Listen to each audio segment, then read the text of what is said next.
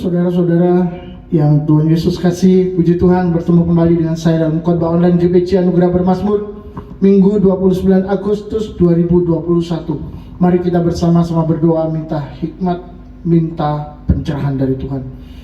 Bapa yang penuh kasih, terima kasih untuk segala berkat dan anugerah yang Tuhan sudah berikan kepada kami.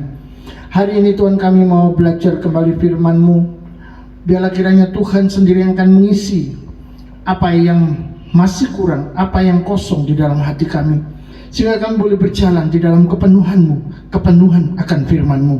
Dan hidup kami Tuhan boleh diterangi oleh pribadi-Mu yang menyelamatkan, yang menyucikan, menguduskan, yang memberkati, yang memimpin, menuntun kami ke dalam setiap kebenaran. Allah Roh Kudus, kami mengundang Engkau untuk bekerja dan berkarya di dalam kami. Urapilah pemberitaan firman Tuhan hari ini, urapilah firman-Mu sehingga sungguh-sungguh boleh mengerjakan segala sesuatu yang baik bagi kami. Kami percaya Engkau ada di sini dan menyatakan kuasa kemuliaan-Mu. Di dalam nama Yesus kami berdoa, amin. Saudara-saudara, saya percaya bahwa anugerah dan berkat itu tidak pernah jauh dari kita ketika kita bersama-sama dengan Tuhan. Ketika kita ada di dalam terang, di dalam kasih-Nya, maka penyertaannya, kemuliaannya akan terus menjaga dan menjamin agar hidup kita tetap di dalam kebaikan dan kemurahan hati Tuhan. Hari ini saya mau sampaikan satu tema, tidak goncang di tengah badai. Saya rasa kita semua ingin menjadi orang-orang yang memiliki kekuatan, memiliki ketenangan, stabil di dalam menghadapi segala sesuatu yang terjadi. Dan hari-hari ini ada begitu banyak orang sedang mengalami tekanan dan masalah, membuat mereka menjadi orang-orang yang goyah. Dan hari ini kita akan belajar bagaimana firman Tuhan mengajarkan kepada kita untuk menjadi orang-orang yang kuat. Puji Tuhan. Saudara-saudara, pemerintah menyadari bahwa COVID-19 bukanlah wabah terakhir yang akan mereka hadapi, yang akan kita hadapi. Dan ini disampaikan oleh Menko Marves Luhut Panjaitan. Xi Zhengli, seorang ilmuwan Institut Virologi Wuhan yang dikenal sebagai wanita kelelawar karena pekerjaannya adalah meneliti penyakit pada kelelawar, memberikan peringatan agar dunia waspada karena serangan varian COVID-19 yang lebih mematikan itu akan terjadi dan bisa terjadi. Saudara-saudara, ini menunjukkan keadaan bukan menjadi lebih baik. Profesor Imunologi Sayredi yang berbasis di Swiss menyebut penularan varian Delta membuat COVID-19 semakin buruk di tahun 2021. Namun 2022 kemungkinan akan menghasilkan varian yang lebih berbahaya akibat mutasi coronavirus yang dijulukinya COVID-22. Keluar lagi julukan baru. Saudara-saudara, kita melihat bahwa ini sepertinya tidak akan pernah selesai kalau terus begini. Dengan adanya prediksi-prediksi para ahli, agaknya dunia tidak bisa menunjukkan bahwa perkembangan ke depan akan semakin baik terkait dengan pandemi. Tetapi keadaan akan semakin berat, akan semakin sulit. Pandemi ini akan menyita banyak perhatian, menguras tenaga, menguras pikiran dan waktu, dan juga tentu saja mendatangkan masalah-masalah kesehatan yang sangat parah. Yang jelas keadaan ini bisa semakin turun di dalam arti negatif. Dan jika turun, maka akan diikuti turunnya mental masyarakat yang berimbas kepada fisik dan juga turun pada kemampuan ekonomi yang melemahkan banyak sektor lainnya. Tentu saja ini sangat berbahaya, tetapi inilah fakta kehidupan. Saudara, dunia sedang kehilangan kekuatannya hari-hari ini. Keperkasaan seakan lumpuh oleh yang namanya virus corona. Dulu orang sakit tidak bisa ke rumah sakit karena tidak ada biaya. Ketika BPJS hadir, orang miskin bisa ke rumah sakit bahkan dengan biaya yang cukup mahal. Tapi hari-hari ini, kalau saudara perhatikan, orang berduit pun juga malah tidak bisa ke rumah sakit, karena rumah sakit dipenuhi oleh pasien COVID. Dan juga mereka yang berduit tidak berani ke rumah sakit. Karena apa? Karena takut tertular oleh corona. Dengan demikian saudara-saudara, kita melihat bahwa peristiwa-peristiwa ini menunjukkan bahwa kondisi bukan semakin baik. Dan ini ironis sekali ya. Kalau dulu orang sakit nggak ada biaya, nggak bisa ke rumah sakit. Setelah itu nggak ada biaya bisa ke rumah sakit. Sekarang ada biaya malah nggak bisa ke rumah sakit. Ini seperti dagelan, seperti lawak, lucu-lucuan. Tapi inilah fakta daripada kehidupan. Yang jelas keadaan-keadaan di luar sana tidak terlalu bagus. Saya mendengar ada seorang bapak yang sedang kecelakaan dan membutuhkan pertolongan medis secara darurat. Tidak bisa ke rumah sakit karena rumah sakit menolak dan tidak ada tempat. Bahkan keluarganya sendiri pun juga khawatir kalau terjadi penularan virus corona dan keadaan semakin parah. Saudara-saudara, ini menunjukkan bahwa COVID-19 benar-benar menyulitkan banyak orang. Yang lain lagi tidak berani membawa orang tuanya ke rumah sakit karena memang ada sakit tertentu yang juga sebenarnya membutuhkan pertolongan secara medis. Demikianlah kejadian-kejadian yang ada di sekitar kita. Bahkan ada juga karyawan di dalam sebuah perusahaan ingin keluar dari tempat dia bekerja. Kenapa? Karena takut tertular COVID yang disebabkan oleh prokes yang menurut dia tidak terstandarisasi. Artinya prokes yang ada di ruang kantornya ini kurang bagus. Saudara-saudara, ketakutan-ketakutan ini benar-benar membuat banyak orang hidupnya menjadi tertekan. Mengapa? Karena corona sudah membuktikan bahwa memang dia berbahaya. Nah, inilah masalahnya. Pemerintah sendiri di situasi sekarang ini memperbanyak rumah sakit. Tapi bukan memperbanyak rumah sakit untuk sakit-sakit yang lainnya, tapi memperbanyak rumah sakit untuk pasien COVID karena membludak dan benar-benar membingungkan orang. Saudara-saudara yang dikasihi Tuhan, pemerintah tidak membangun rumah indah untuk menunjukkan bahwa keadaan ekonomi masyarakat itu semakin maju, semakin makmur. Jelas ini adalah masa yang sukar. Jadi ada banyak orang menyerah menghadapi keadaan saat ini karena mereka melihat tembok tebal di depan mereka tidak bisa dilawan, tidak bisa ditembus. Kita keluar sejenak dari masalah COVID dan beralih kepada berita yang masih hangat di telinga kita. Presiden Afghanistan Ashraf Ghani melarikan diri setelah mengetahui bahwa tentara Taliban memasuki ibu kota, memasuki Kabul. Dia beralasan menghindari pertumpahan darah. Sementara itu rakyat kehilangan perlindungan dan akhirnya mereka rebutan naik pesawat untuk meninggalkan Afghanistan, yang akhirnya karena begitu banyaknya yang mencoba untuk masuk ke pesawat, 5 orang jatuh dari pesawat. Ya, mungkin mereka juga tidak terdaftar, saya tidak tahu persis. Tetapi ini adalah satu kondisi yang sangat mengkhawatirkan dan sangat tidak baik. Saudara, sementara itu keadaan atau kondisi di Afghanistan ini akan berimbas kepada penderitaan rakyat. Karena Taliban di masa yang lalu memberikan tekanan-tekanan kepada banyak rakyat yang mengikuti pahamnya. Saudara-saudara, yang jelas perempuan yang akan lebih banyak mengalami tekanan, ketidakbebasan, pelanggaran hak asasi manusia karena dilarang bekerja, dilarang keluar rumah dan lain sebagainya. Jadi kalau Taliban tetap seperti yang dulu, tentu itu akan membuat masyarakat akan menderita karena tidak mungkin semua rakyat Afghanistan keluar dari Afghanistan. Jadi ada tekanan besar yang sedang terjadi di dunia, dan setiap individu sedang menghadapi serangan yang tidak tahu kapan berakhirnya. Pandemi COVID-19 ini membawa manusia berada di arena perang yang diprediksi semakin buruk. Kembali lagi ke COVID-19. Adakah kita mengeluh atau berpikir hanya menunggu waktu-waktu sial karena kondisi yang tidak semakin bagus?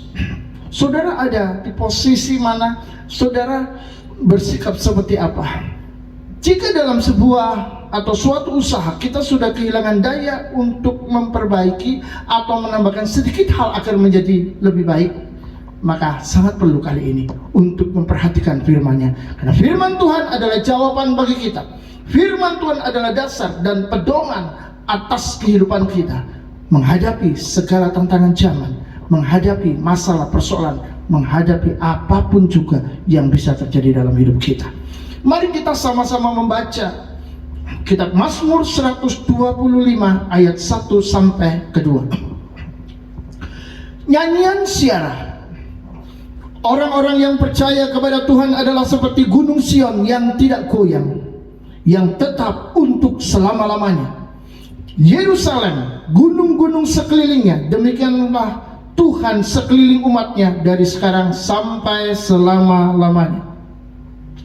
Saudara-saudara, orang yang percaya kepada Tuhan seperti gunung Sion yang tidak goyang. Berarti orang-orang yang percaya kepada Tuhan itu kuat sekali, kuat dalam menghadapi segala-galanya. Yerusalem berdiri di atas Bukit Sion. Bukit Sion sendiri adalah sebuah benteng orang Yebus di Yerusalem yang merupakan nama kota itu juga, di mana benteng itu berada. Lalu kemudian Daud merebut dan menjadikan Sion sebagai kota Daud. Nah, wilayah Sion ini diperluas sampai bait suci dan daerah sekitarnya dibangun oleh Raja Daud. Akhirnya saudara, Sion merujuk kepada kota Yerusalem, tanah Yehuda, dan tentu saja orang-orang Israel secara keseluruhan. Yang jelas secara rohani, Sion bicara tentang kota Allah, bicara tentang Yerusalem surgawi. Mari kita membaca di dalam surat Ibrani pasal 12 ayat 22. Tetapi kamu sudah datang ke Bukit Sion, ke kota Allah yang hidup, Yerusalem surgawi, dan kepada beribu-ribu malaikat, suatu kumpulan yang meriah. Jadi saudara-saudara, orang-orang yang percaya digambarkan seperti Bukit Sion, seperti gunung Sion, kota Allah yang hidup, yang kuat, yang disertai, dikelilingi oleh kehadiran Tuhan. Dan hidup kita ini dijadikan seperti benteng yang kokoh karena terikat dan terkait dengan Tuhan. Karena gunung Sion yang dimaksud adalah saudara dan saya yang percaya kepada Tuhan. Seperti itulah Tuhan ingin melihat kondisi kita sekarang ini. Pakailah kacamata Tuhan. Ini yang sangat penting. Jangan menggunakan kacamata dunia yang menjatuhkan dan melemahkan. Karena kita saat ini memang sudah berbeda. Kita bukan lagi warga dunia, tapi kita adalah warga kerajaan Allah. Saudara-saudara, cara pandang kita harus berlandaskan firman dan berdasarkan iman. Bukan lagi mengikuti cara pandang dunia di dalam menilai dan menimbang kehidupan dimanapun saudara berada. Dunia mengajarkan cara bertahan hidup atau sukses dengan mengandalkan kemampuan sendiri. Tetapi firman Tuhan mengajarkan kepada kita hidup dengan iman. Di dalam Roma pasal 4 ayat 19 sampai 20, firman Tuhan berkata demikian. Sebab sekalipun tidak ada dasar untuk berharap, namun Abraham berharap juga dan percaya bahwa ia akan menjadi bapa banyak bangsa menurut yang telah difirmankan. Demikianlah banyaknya nanti keturunanmu. Imannya tidak menjadi lemah, walaupun ia mengetahui bahwa tubuhnya sudah sangat lemah karena usianya telah kira-kira 100 tahun dan bahwa rahim Sarah telah tertutup. Saudara, di usia 100 tahun Abraham, di mana istrinya Sarah berusia sudah 90 tahun, Tuhan berjanji akan memberikan keturunan yang banyak. Jelas ini mustahil dan tidak logis, tidak masuk akal. Tapi Alkitab mengatakan Abraham tetap berharap walau logikanya sudah tidak mungkin difungsikan lagi. Alkitab berkata bahwa imannya tidak menjadi lemah. Itu sebabnya saya mau katakan bahwa Abraham adalah seorang bapa beriman. Dia adalah orang yang luar biasa. Saudara-saudara, iman seperti inilah yang harus ada di dalam hidup kita. Kita harus berpikir seperti Tuhan berpikir, percaya kepada janjinya, meskipun tidak ada dasar untuk mempercayai bahwa apa yang dijanjikan Tuhan, bahwa hal itu akan terjadi. Maka saudara, orang-orang percaya akan seperti gunung Sion yang tidak akan goyang, selamanya kokoh dan disertai oleh Tuhan.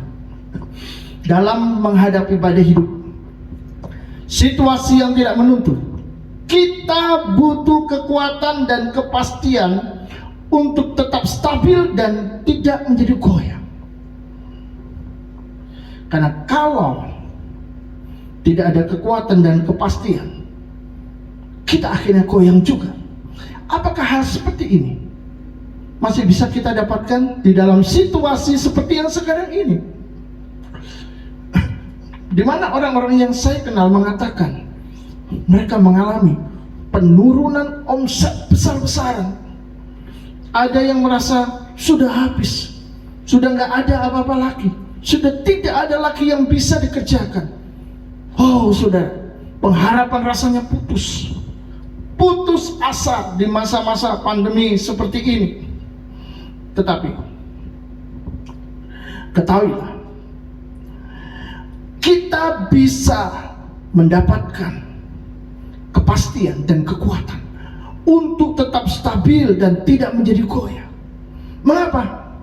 Karena jika ada Tuhan, maka kita tidak lagi tergantung kepada keadaan, kepada kondisi, kepada situasi. Kita tidak tergantung kepada teman-teman yang bisa memberikan kepada kita sebuah peluang besar untuk berhasil dan sukses. Kita tidak butuh lagi koneksi, kita tidak butuh lagi apa-apa. Karena Tuhan bisa mengadakan semuanya itu. Tuhan bisa mengirim orang, mengutus orang untuk membuat kita keluar dari masa-masa yang sulit.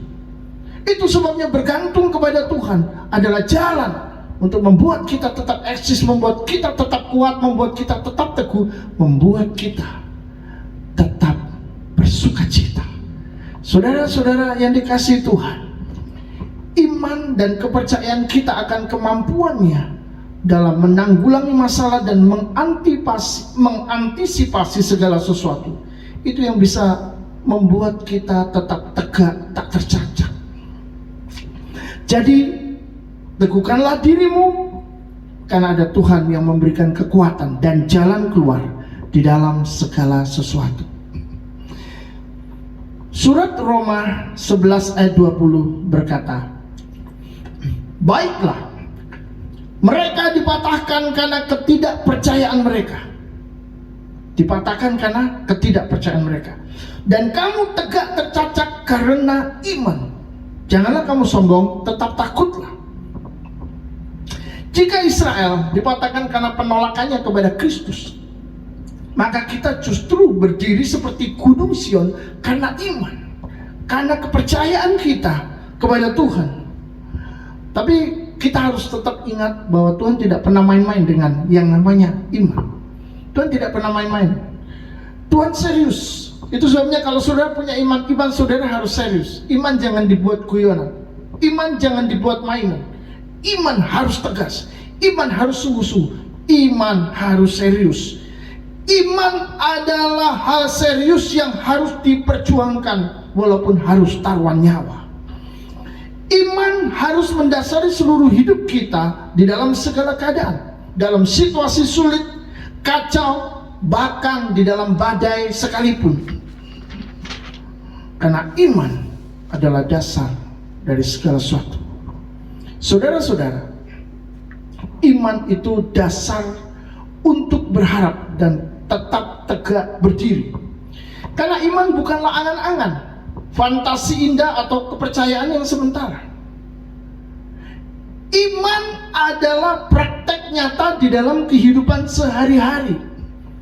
Di mana saudara duduk, di mana saudara berdiri, di mana saudara tidur, di mana saudara sedang berjalan, berlari atau melompat, bahkan mungkin terbang dan melayang, di sana iman merupakan dasar di dalam kehidupan yang tidak bisa dilepaskan dari hubungan kita dengan Tuhan. Tidak ada iman, kita berbuat dosa. Saudara, baik kita saat memiliki, baik saat kita tidak memiliki apa-apa untuk hidup, baik saat kita tidak punya dasar untuk percaya bahwa semua hal yang baik bisa terjadi, baik ketika semua jalan tertutup dan mustahil ada jalan keluar, kita harus tetap hidup sebagai orang-orang percaya dan bukan hidup sebagai orang-orang yang tidak setia. Karena Tuhan sanggup melakukan perkara besar dan setia mengasihi kita sebagai Sion, kota Allah yang diisinya dengan kekuatan Roh Kudus. Jadi kita memiliki kekuatan Roh Kudus untuk tetap tegak berdiri, untuk tidak jatuh, untuk tidak tumbang, untuk hidup selamanya dalam pengharapan penuh sukacita dan damai sejahtera. Itu tidak mungkin kita bisa peroleh dari dunia. Itu tidak mungkin bisa kita usahakan, kita perjuangkan dengan kekuatan kita, dengan cara kita.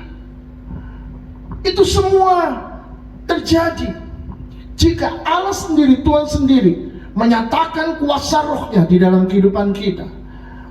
Itu sebabnya saudara-saudara, ada 4 hal yang perlu kita pahami, yang perlu kita sadari dan perlu kita ingat. Yang pertama, dunia tidak meramalkan bahwa hari yang ada di depan kita itu akan lebih baik, sehingga ada banyak orang yang telah menyerah karena mereka belum melihat titik terang adanya jalan keluar untuk situasi pandemi COVID-19 yang berimbas pada banyak hal. Yang kedua, dunia sedang dalam tekanan besar.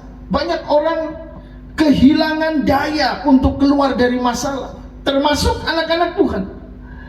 Sehingga kita melihat bahwa situasi ini adalah seperti sebuah hari pergumulan bagi bangsa-bangsa.